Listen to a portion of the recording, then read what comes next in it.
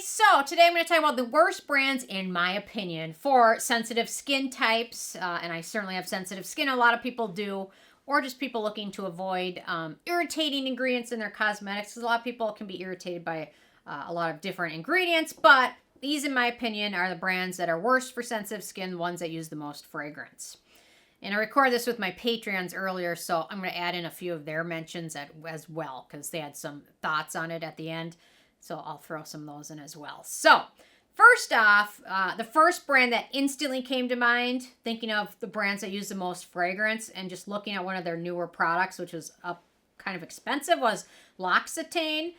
Many of their products are, of the ingredients, 50% or more of each ingredient is a fragrance ingredient that's solely in there to give it a scent, as opposed to have some benefit for skin. There are certain fragrance ingredients that do have a benefit for skin, like tea tree oil. It gives things a scent, but it's also beneficial because it's antiseptic and help with acne and things like that. Or vanillin, it gives things a vanilla scent, but vanillin is actually an antioxidant. But certain fragrance ingredients don't really have any other purpose other than fragrance.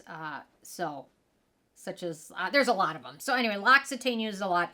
Even their simple aqua gel cream uses a ton of strong fragrance. I really wanted to try it, but just looking at the ingredient list, I'm like, I'm done. I can't do it. Even their hand cream, they have a whole hand cream line. It's probably got like 20 different hand creams, and the only difference in them is different scents. And if you like fragrance, your hands, there can be a little bit tougher skin than your face. So maybe for some people that won't be an issue. But anyway, it's a brand that uses a lot of fragrance, and they're not cheap either.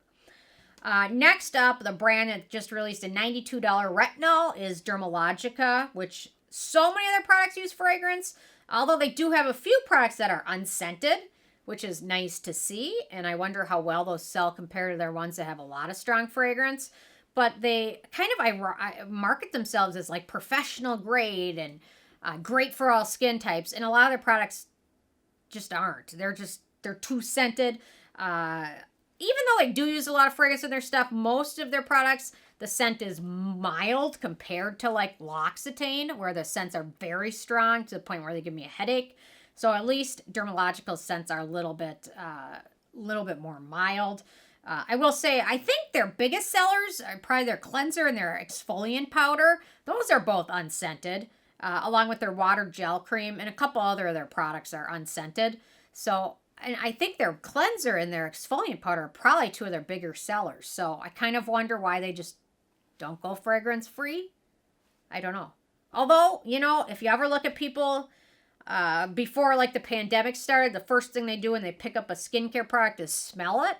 And I was interested with watching people like in Sephora. First thing I do with any product is smell it. That's the first thing I do, except I'm not looking for a smell. They are usually. I'm looking for no smell. So anyway, I want to mention that. Okay, next up, a big brand that's very popular in France and much more affordable there, is Caudalie. And they're another brand. They do have a couple fragrance-free products that come to mind. Their eye and lip balm, their multi-purpose eye and lip balm was fragrance-free. A couple of their masks that they had were fragrance-free. So that's nice. But a lot of their products have a pretty strong scent, and it's usually a floral scent because they're kind of based around flowers. Maybe Caudalie means flower in French. I don't know. My French is very limited. But anyway, in the U.S., their products are a little bit more expensive, and they're just too scented for me, especially that floral scent. I can handle an herbal scent. I can handle a vanilla scent. I can handle a fruit scent, but the floral stuff for me gets me every time. So Caudalie is a brand that is just very iffy for me. And next up, this brand for me, for some reason, they go hand in hand. I have no idea why, and that is Fresh. When I think of Caudalie, I think of Fresh. When I think of Fresh, I think of Caudalie. I don't know why, but they're very social in my mind. They just remind me a lot of each other. They're kind of in that same price range. They use similar packaging, and they both use very scented products. Although Fresh has some really nice lip products that aren't scented or neutral. Their soy facial gentle cleanser has to be one of their biggest sellers, and that's unscented. So I always wonder when they have these huge sellers that are fragrance free and they don't do anything else fragrance free. Why is that? I don't know. but I wish they did. But Fresh is kind of a little bit pricier anyway, so I'm fine not trying most of their stuff. Although some of their stuff is fine. Okay, next up, this one's a Greek-themed brand. I think they're made in Greece. Made in Greek. And then I love how my notes say a geek-themed brand. It's not a geek-themed brand. It's a Greek. They use a ton of different scents in their products, and some of their products are actually pretty close to being well formulated. And but they add in fragrance, and it makes it unusable for a lot of different people. Their yogurt line is probably the least scented of all of it. And it seems like it's one of their more popular lines. So I kind of wonder why they don't go more mild to no scent at all in them. I don't know, but their yogurt line seems kind of to be more popular. One of their most popular products of all time has to be their Wild Rose Vitamin C Serum. And that's another popular product of theirs. However, they have some issues with freshness as well as fragrance. So the ingredient list for that is rose gallica, flower powder, alcohol denatured, citronelle, geranol, rosa damascena flower, and then ginger.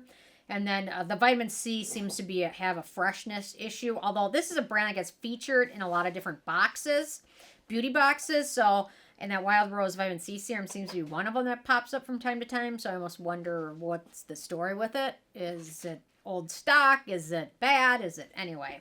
So it's just another brand. Although they do have their yogurt mask I really did like. Okay, next up we've got another brand, Lancome. With this brand, I can't think of a single fragrance-free product they make. I'm sure there is one. Maybe their eye makeup remover. But it's a very expensive brand. It's very, very unfriendly for sensitive skin types. I have to say, out of all of my 10-point reviews I've ever done, Lancome had the worst rating, which I think got a 2. And I think it got a 2 because of the packaging and because it was made in the U.S., I believe. Everything else about it was terrible. I think it was a sunscreen in a purple bottle, and it was so strongly scented. It was just awful. So Lancome's another one. I just don't recommend it. Just tons of fragrance, tons of drying alcohols. There's nothing from that brand I can think of that I would recommend. Okay, next up we've got, I'm just going to talk quickly. I've touched them because I've ripped on them enough in the past. We've got Mario Badescu. A lot of their products have a ton of fragrance in it. They have a face mist line, which is purely based off different scents. And then steroids in their products make it very unfriendly for sensitive skin.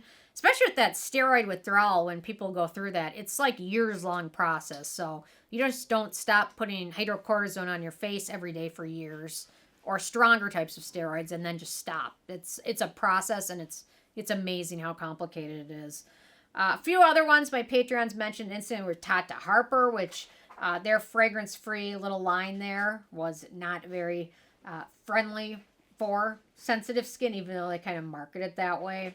What other brands did they mention? There was a ton of them, and now none of them come to the top of my mind, but there's so many brands that it's just like too much fragrance in it. Tata Harper's another, and they're really ridiculously expensive and not very friendly for sensitive skin types either. So, anyway, this is my top list.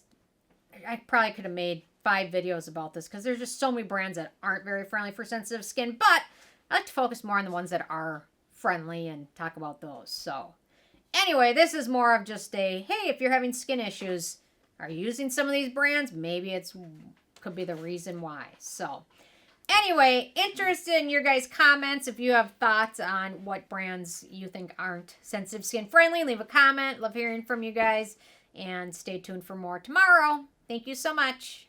Bye guys.